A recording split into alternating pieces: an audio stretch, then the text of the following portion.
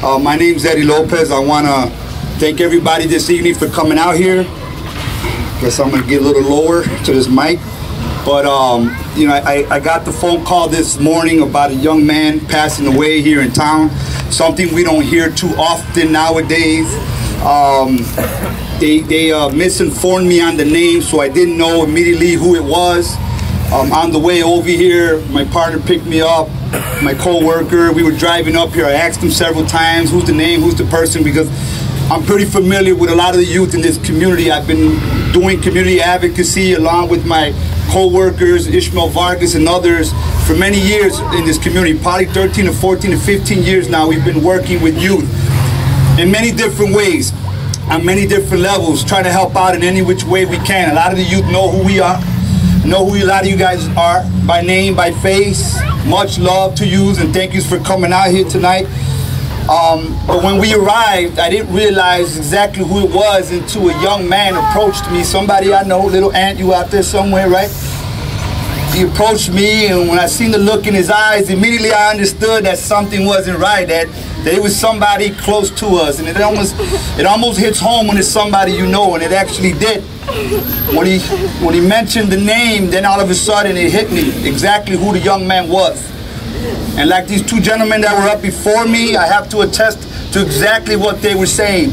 I don't know what the media is going to say about him. I don't know what the police is going to say about him. But in my eyes, the Irving I knew for the past 3 years, he was a dime. He was a diamond in the rough. So much talent, so much skill, so much gifts, way beyond we'll ever even understand, right? But it's not a lost case. I met him 3 years ago. He went through one of our programs. He made a minor mistake like so many of us do every single day. Perfection doesn't exist in any one of us. Made a minor mistake. He went through the courts for whatever reason. He ended up in our programs, but it wasn't a curse. It was a blessing that he came through our program. We were able to share time with him. We were able to understand him. We were able to build a somewhat of a relationship, and through him we were able to meet so many others. Look at the impact he has made here tonight. Unbelievable, the people who have came out here to support. Regardless of the odds that are stacked against each and every one of us, we were able to come out here tonight. Regardless of what the world is telling us, regardless of what the media is showing us, regardless of the division that exists globally around the world, we're able to unify each other. That's the power behind this man that these gentlemen were talking about here tonight. Power that we don't even believe exists, but power. And unfortunately it had to happen this way, but look at what it did. It brought people together.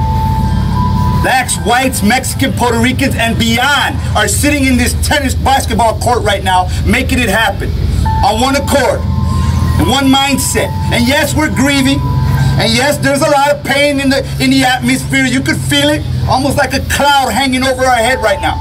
There's a lot of anger, there's a lot of confusion, depression, reasons beyond our understanding of why he's gone. But I can tell you one thing. I want to share a little something with my friend. I believe he's my friend. I knew him for 3 years. I could claim him as my friend. Maybe not as long as most of you have known him, but I think that's long enough for me to consider him my friend. You know, Irving, where you are right now, my brother, I know you're looking down on us, and I know you're in a better place. But Irving, there's a couple things that I want to share with you tonight amongst this family that you've created. I want to thank you for that, right? So this is not actually a sad time. This is not a time to be really upset, because the flesh causes us to be upset.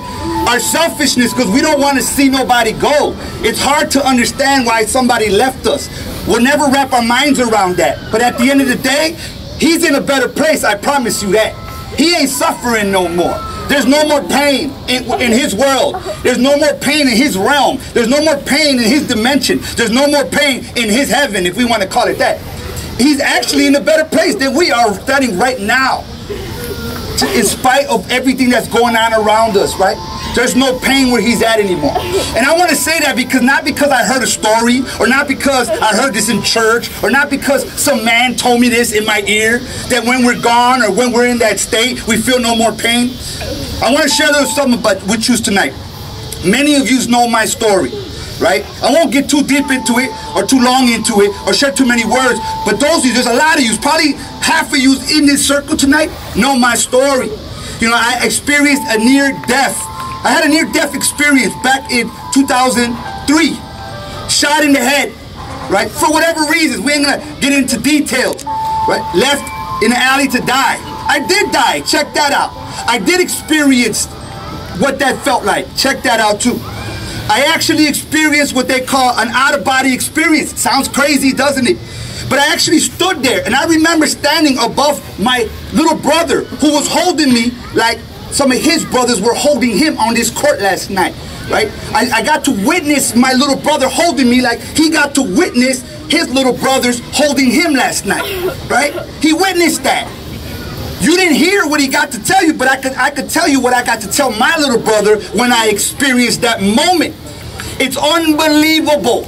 You cannot describe it. There's not words that can describe the peace that you feel when you enter that other realm. It's undescribable. Like no drugs, no alcohol. There's nothing that could amount to that feeling when you get to that point. It's almost like all my problems, all my stress, everything, life, baby mama drama, every drama that I experienced out there was immediately lifted off my shoulders when that happened to me. Now, I don't know what happens after that. I cannot tell you what happens after that. There's many stories and scenarios of what goes down after that, depending on what type of people we are on this land that we walk on. I can't tell you that far. I can't tell you that I saw flames. I can't tell you that I saw lava burning. I can't tell you those things because I would be a liar. But what I could tell you is that I experienced that peace, undeniable peace. And if that's what we're achieving when we get there, if that's what he is experiencing right now, let me just tell you, let me just promise you, right? He is not hurting. He's in a better place than any of us right now on this court.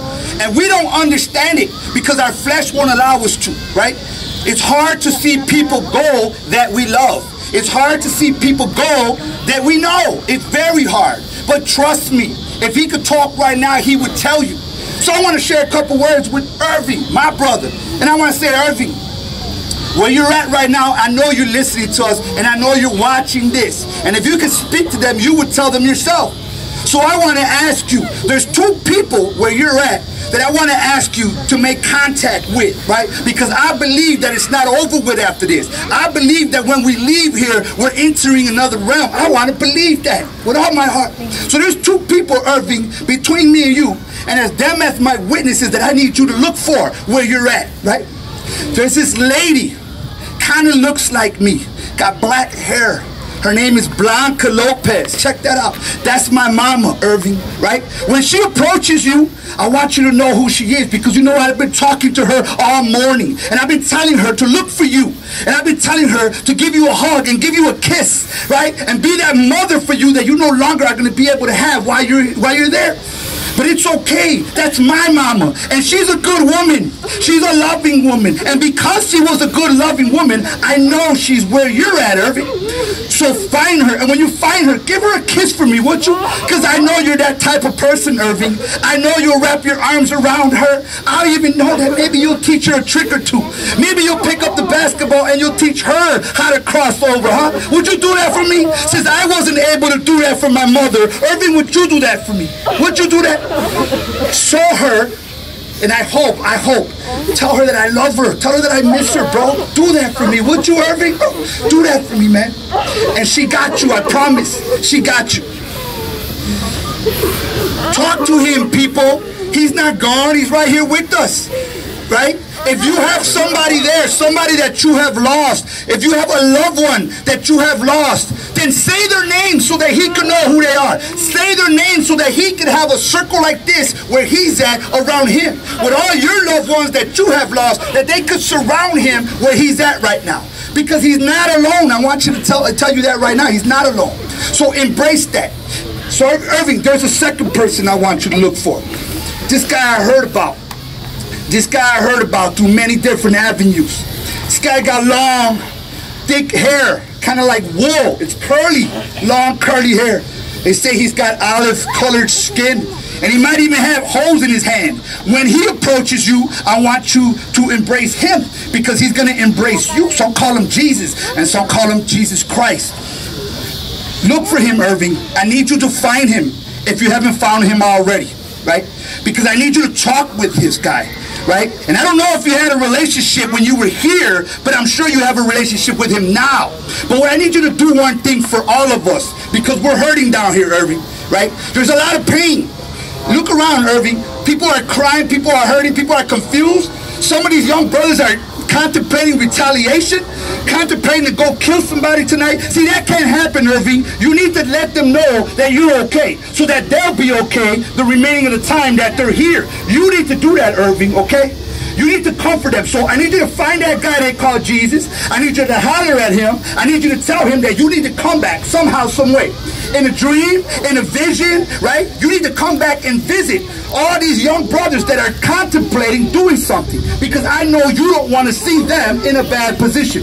You don't want to see none of these young brothers locked up. You don't want to see none of these brothers dead right now. They got a life to live. You know that, right? They say he's in another realm. Remember what I said earlier, right? In that realm, there is no time. They call God Alpha and Omega. Alpha and Omega, the beginning and the end. They say God knows the beginning and the end. So where he's at, there's no time, okay? Like our time, right? So he knows the beginning and the end. He could see you little brothers that are thinking about going out there and killing somebody or hurting somebody. He could see your end results. And he knows your end result is not a good one. That's not your way of showing appreciation for his life, by taking somebody else's life. It's over with. Game over, right? The young man lost his natural life, right? He moved on to a spiritual life. That offender, whoever took his life, game over with for him too. It's over for Shorty. Shorty made a bad choice. Shorty dropped the ball, if y'all want to call it that. He made a bad move. He couldn't control his emotions. He did something that he's going to regret the rest of his life. I promise you that. That's going to take care of itself. Y'all ain't got to go out there and hurt nobody, right? Live a righteous life. Because if you live a righteous life, chances are he's going to be able to cross you over too. You're going to see him again. You're going to see Irving again. You're going to walk with Irving again. You're going to shake his hand. You're going to do what you do with Irving. It's going to happen again. Depending on your actions while you are here. Each and every one of us, our actions are going to hold us accountable when that time comes. So again, I share that piece with you guys. That's been heavy on my heart all day since I heard about this atrocity that took place last night. It shouldn't have happened, but it is what it is. It happened, right? But there was an impact that came behind it. Look around you and look at the impact. Look at the ripple effects that have taken place because of this young man leaving us temporarily. That's all. This is just temporarily, right? But look around. Don't get stuck in your sorrow. Look around. Look at these little young lives. Look at our little brothers and sisters. They're all shades of colors. From the darkest brown, right, to the lightest white, to the darkest black. Look around you, right? This is the people that we have to live for. These are the people that you have to take under your wing, right? Stop all this nonsense. Don't get sent off. Don't get sent off by what you see in the media, on Facebook, on WorldStar, right? Take a grip on what's going on. Look out for your next little brother, your next little sister. Love on each other. Live righteously, because if you live righteously, chances are you're going to meet up again. I know I want to meet up with him, and I know I want to meet up with my mama, right? At the end of the day, right? So, again, if you have somebody, you ain't got to say it out loud. If you have somebody in your life that you love that has passed away, say their name. Speak it into the atmosphere so that when he runs into them, he could embrace them and give them a hug for you at the end of the day. Believe in that. We go to funerals and the first thing we say, rest in peace. The first thing we say is, vaya con Dios. The first thing we do, we're singing church songs. Well, if we're doing all that, then let's believe it for what it is, right? Let's take it, let's put our money on it for what it is. At the end of the day, right, this Jesus Christ character that supposedly came here 2,000 years ago, died for me and you. Hey, they say if we form a relationship with him, that one day we'll be in that realm where he's at. So does it hurt? Right? You have everything to gain and nothing to lose. Does it hurt to try to believe? Does it hurt to try to talk to him regardless of what we're doing wrong? Regardless of what we're hanging with? Regardless of what we're smoking or drinking or doing, at the end of the day, does it hurt to give them a shout out every once in a while and say, hey, if you're real, bro, what's up? You know, look out for me, protect me when I'm out here. Help me to be a more righteous man, a more righteous woman, right? Show me how to love, show me how to forgive. Man, hook me up, bro. Hook me up if you are up there. If you are real. Does it hurt to do that? Does it hurt to do that, right? So I want to end with those words real quick. I want to thank everybody for their time, right? This is not a time of mourning. I know we're upset. Naturally, we are upset. But this is a good time for him. For him. Believe me, he's at peace. At total peace right now with where he's at, right? He's worried about us. Here we're worried about him. We ain't got to worry about him now, right? He's in a good place. We're not. We're not. So he's worried about us. So let's worry about us for him, right? We look out for each other, show love to each other when you guys see each other. Cicero is our town. We're Ciceronians. Most of us, Berwyn or Cicero, but this is our community. When you see each other, show love to each other. Some of you guys don't even know each other here tonight, but you're going to see each other at Unity. You're going to see each other at Freshman Center. You're going to see each other at Martinez. When you see each other, stop trying to act all hard. Stop trying to act brand new. Say what's up. Say what's up, right? If you don't know how to say what's up, say, hey, my guy Irving. My guy Irving. Just say his name. That's enough peace to bring two people together. Shoot, it brought a couple hundred people together. Why can't it bring two people together? Remember him. Remember him every time you think about doing something you shouldn't be doing. Remember his name. Do not let his name be in vain at the end of the day. Make it happen for him. Make him proud of us. Make him know that where he's at, his death was not in vain. Let him every day be proud of this circle that he brought together tonight. If that's how you repay him. You're wondering what to do. Some of you guys were asking me, I don't know what to do. You're wondering what to do? Then repay him by your actions out here. Do good. Do good amongst yourselves. Do good amongst your family. Do good amongst your siblings. Do good amongst your peers at school. Do good. That's how you repay him if you want to repay him at the end of the day. So thank you very much for your time. I love all you guys. We're here to serve you guys. Look out, look for us. We are there for you. We're there to support the family. We're there to support all of y'all at the end of the day. Irving, bro, thank you for your time. We love you. We love you. We love you. God bless everybody. Have a good night. Thank you.